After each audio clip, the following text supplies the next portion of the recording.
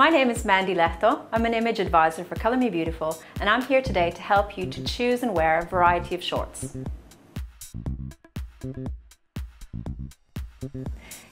To be able to figure out whether or not you can actually wear high-waisted shorts, it's really important to actually understand where your waist is. So a good trick for figuring out where your waist is to put your hands on the smallest part of your body, and then to take another hand and put that hand right under the bust. If you can roughly fit two hands comfortably before the same space where you've just lifted your hand from. So you've just lifted up your hand, placed this hand under the bust. If you can comfortably fit another hand in there, you're probably long in the body, which is what I am. So there's plenty of space here to actually wear a high-waisted trouser. If you put your hands back on the smallest part, put one hand under the bust, and you can fit 1.5 hands in there, you're probably quite balanced, and you can also get away with wearing high-waisted shorts. If your waist is very high, and you can tell that if you're wearing a belt, for example, and it looks like it's perched right up under the bust, and you don't have a lot of space here between your smallest point and the bust, you're probably very high-waisted. There's not a lot of space here. So what we actually want to do is, if there's plenty of body here to fill, that's actually the type of body shape that will wear high-waisted shorts and trousers very, very well. So I'll give you an example. This is a style of high-waisted short. You can see from the back as well. And this type of short will look good on somebody who's got that long body. So you've got space to actually wear something a little bit higher. And this look, when styling it up, it tends to be quite Katharine Hepburn, if we're going to go back to that type of era.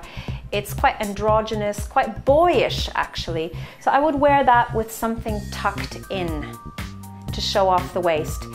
If you actually have a waist, and that's a real asset on your body, what you could do is choose a type of high-waisted short that has much more detailing around this area. You might have the double rows of buttons that have that sailor feel to them, that have a slightly higher waist. So you're not only adjusting your proportions of the body to look more pleasing to the eye, but you're actually playing up and making a feature of your waist.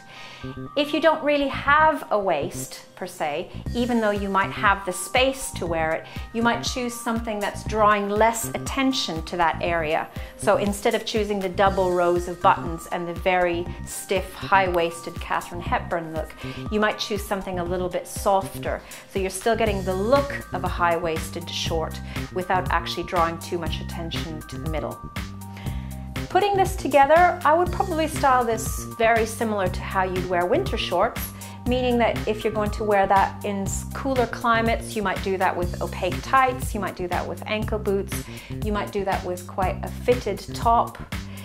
If you've got what we call a triangle shape, meaning that you've got a smaller upper body and a more substantial lower body, so you might be size 10 on the top, size 12, 14 on the bottom, just wear this look with caution, particularly this kind, because the eye will come right down to the hips and bottom and make you look curvier around that area. So if you are a triangle shape and you love this look, what you might want to do is wear this with a Breton stripe on top or a pattern, so that you're bringing the eye up. Wear it with a pashmina, so you're bringing layers, patterns, textures to the top half of the body and still getting the look of the high-waisted short. So there's a couple of ideas how to wear high-waisted shorts.